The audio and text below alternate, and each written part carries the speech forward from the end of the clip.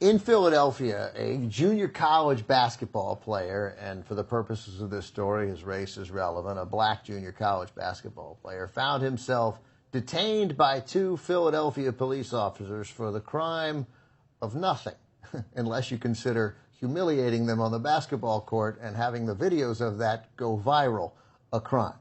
I don't know what that would be. That's a new one. So this is a kid named Samir Hill. He's a 5'7" point guard at Allegheny College. That's in Maryland. But I guess he was back home in Philadelphia. And he was playing. Settle down. And he's playing with some neighborhood kids. They're having a pickup game, and a couple of cops come by and they start trash talking, and then they start playing. And then the Samir Hill, apparently, by his own accounts, totally humiliates the cops while playing. Do we have video of this? Yes, we do. So let's take a look. This video is from Shallow Tattoo King. You should watch the whole thing on his channel as well. So let's take a look. Oh, where you going? Oh, shit! Oh, shit! Oh, where you going? Oh, shit! Oh, shit! Okay, so that's fun. Come on, it was such a nice moment for the cops, right? Like, I know he smoked you, but he's faster than you. He's younger than you. He's faster. He's younger. You're in your full uniform with your jacket on. That's no shame here. Yeah. So we'll tell you what the cops did in a minute. But there's cop 2 steps up to the plate. Let's watch that. So they try to switch up. Like, I'll go. My man. I got my man. Yeah, let's switch, right. Oh, don't fall. Oh, Stop up. Man, all that training y'all do, man, y'all ain't healthy. Yo. And so that was the problem. The cop stopped him the first time. Yeah. There's no way I could have stopped that kid. He's incredibly He's a junior college point guard. He's good. He's a good player. He's got game. Yeah, he's a good player. There's no shame in that. And the guy, and it's not like I thought the cop was going to slip when he was doing the crossover, right? That would have been a slightly more embarrassing. Just as he was going by him, he kind of slipped a little bit. This was such a fun, great story until the video went viral. Apparently, Chad Johnson shared it, and so the cops get embarrassed. And then they go arrest the kid. The next day, right? The next day, the cops come by and they take the kid in. They handcuffed me to a bench for an hour and a half, Samir Hill says. They were doing a search of his car. They searched the car for like an hour. They didn't find anything. They let me go. The whole time they were telling me how they weren't going to lock me up. They were targeting my friend. And then after an hour and a half or so, they just let him go. No charges. I guess it's conceivable that in a wild coincidence, they happened to, right afterwards, be looking for his friend, and they knew him, and they brought him in and searched his car, even though they were looking for his friend, and they didn't ask him any information about his friend. They had him locked up. But that would be a wild coincidence, right? Or they wanted to say, like, oh, yeah, you're going to embarrass us by putting that stuff up online. My guess is the cops didn't mind it on the day of, although maybe I'm being too fair to the cops, right? Mm-hmm. But they were probably like, they got razzed a lot once it went viral online. They're like, oh, you're going to put it up online? Remember, we're cops, so let's bring you in. And there was no tasing, thank God. There was no shooting. It didn't get tragic.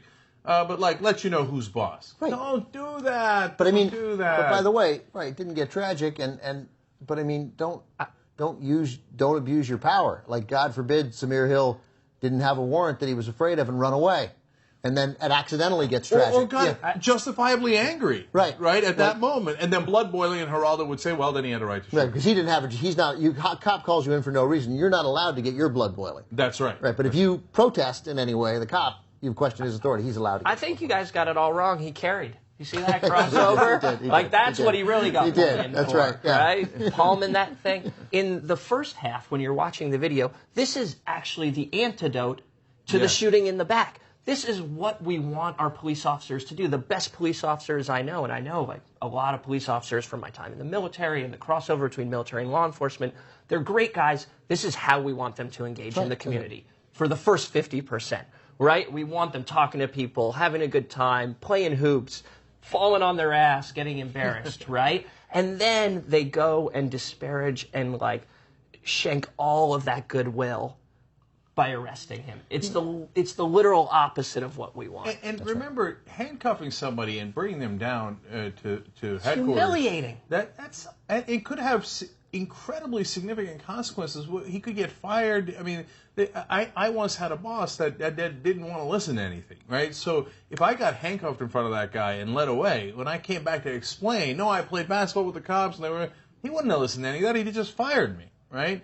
So that easily could have happened. He happens to be a student. I mean, there's so many horrible things come out. It's a false arrest. Don't do that. It's when you. And by the way, you don't have to book someone for it to be a false arrest. You have detained him, and you should not have detained him. That is a false arrest, right? And you've handcuffed him, etc.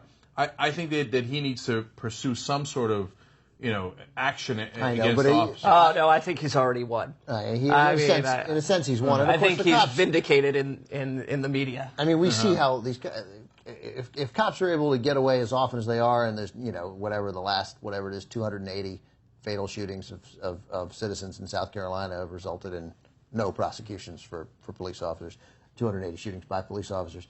I'm pretty sure that these cops are going to come up with a legal reason to have done that. I mean, it's not asking for much to say, no, we had an anonymous tip that there was heroin in that car, so we searched it.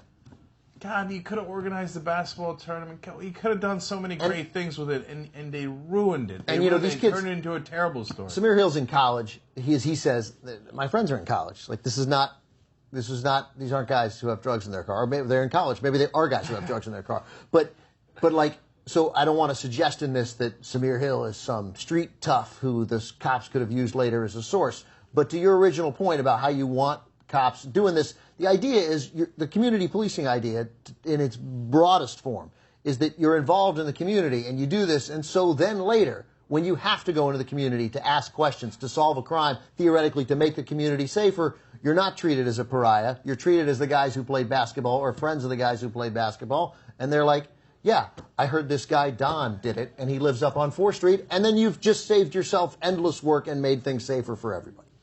Totally. And, I want to commend the initial instincts of these two officers to actually do that. Like, to engage, to have a good time, to smile, to treat people as people and not always as this sort of cop-criminal dynamic. That's the right M.O. And then just to destroy all of that goodwill, it's kind of tragic, it's kind of sad. Yeah. I mean, look, I'll end on one last downer, which is that, they wouldn't have done it to a rich person. They just wouldn't have, right? Like, if you were in Beverly Hills and that happened, you're going to go arrest somebody in Beverly Hills and handcuff them. You know what kind of trouble you're going to get for that false arrest, right? The world could come down on you, right? But so this is part of unfortunately, the same dynamic of the powerful being able to do things to the powerless and get away with it. Now, in this case, there's a funny video online. It's been exposed, so they didn't quite get away with it. But the reason they did it in the first place of handcuffing the kid because they thought, well, I can do anything to you.